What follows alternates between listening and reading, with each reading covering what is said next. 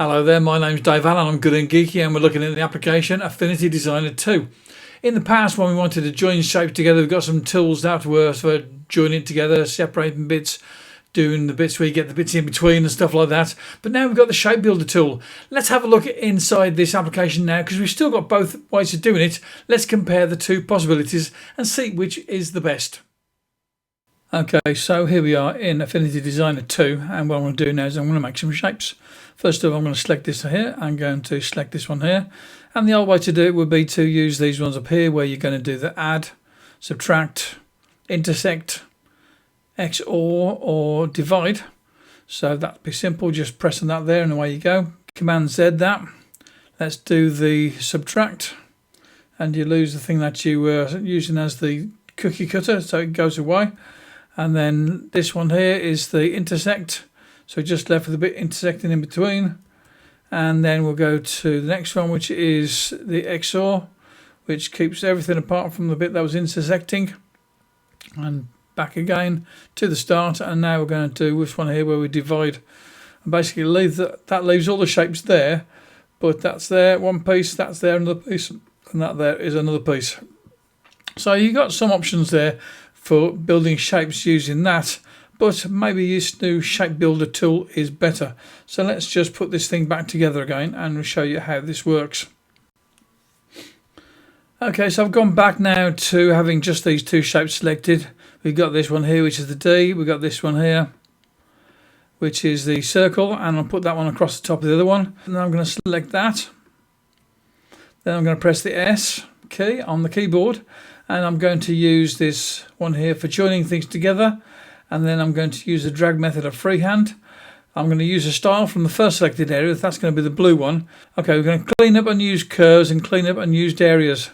Okay, so what I'm going to do now is I'm going to start in this area here at the top here, and you can see that it's got that selected. Got to move to the next bit there, and then I'm going to move to this one here, and I've got those two objects joined together, and everything's all in one piece there. Let's do Command Z on this here to bring it back to the way it was before. And this time what I'm going to do is I'm going to go just across that bit there, and then that bit there, and I've got just those two bits there selected because I didn't go over the blue bit, and nothing really sort of changed apart from deleting the blue bit.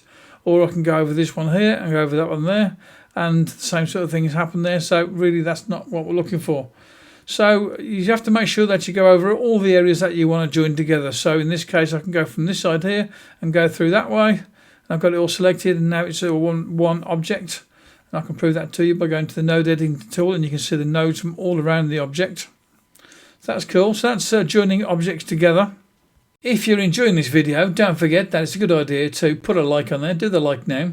You can do the subscribe and click on the bell later at the end of the video, but just put a like on there to start with now. That'll be a good thing to do.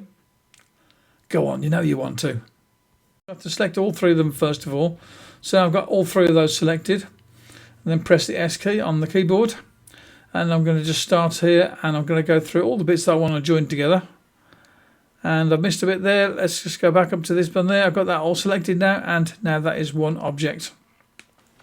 Lovely. Command Z on that to go back, and this time what I want to do is I'm going to start at this bit here, go through there, and see I've got that bit selected there. Let's go through that bit there. So I've got all of it selected. So once you've actually sort of been into one of these areas, it's selected. You can't go back out and deselect it. You have to start again if you want to go back.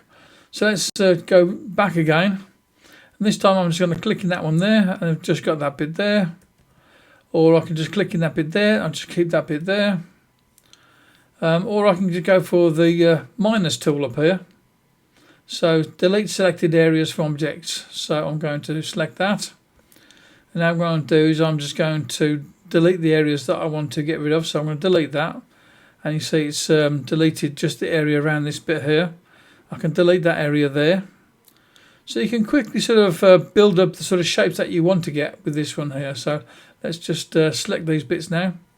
So that would be good if you wanted to have this blue bits of within that area there.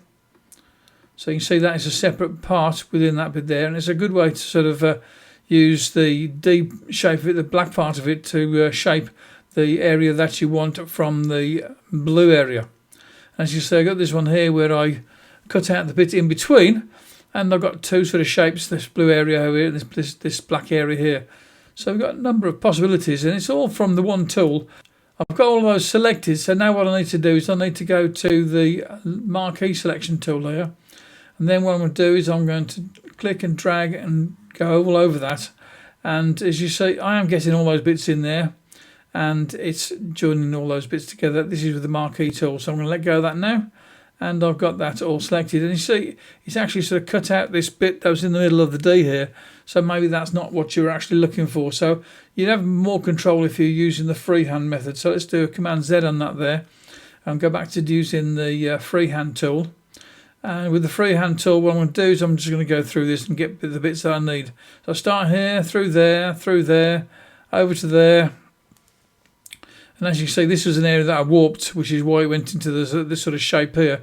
And I've lost the bit that was down the bottom there. So let's do a Command Z on that there. So let's try again and go through there, and there. And I'm not getting that bit shape underneath there. And got through to there. Okay, so it seems like I haven't got the bit of that text that was warped. In fact, I think what I might have to do with this is to convert it into curves. So let's do that, convert to curves. And then I'm going to do the joining things again. So I'm going to select this bit here, this bit here. So now I've got the D, this circle here. Let's have this circle here as well. And this bit over on this corner over here, that joining in two. And now I'm going to press the S key. So S key. And I'm going to start here, through there, down through there, through there. And I've got all of those together. But I haven't got that bit over here. So this bit's not included yet because I didn't get the line across there. So I can still go back into this and do that. So let's just draw that by drawing a line through it, and it's now all in one object. And that didn't lose that middle of the D there either. So there's one more thing to show about how this works here. So what I need to do now is use the S key to go into this shape builder tool. And this time I'm going to do it with this tool here. And I've still got the freehand selection method there. So I'm going to go through this here. So let's start here, through there, up there, all the way across that bit there I want to get, and then this bit over here. That's all one object.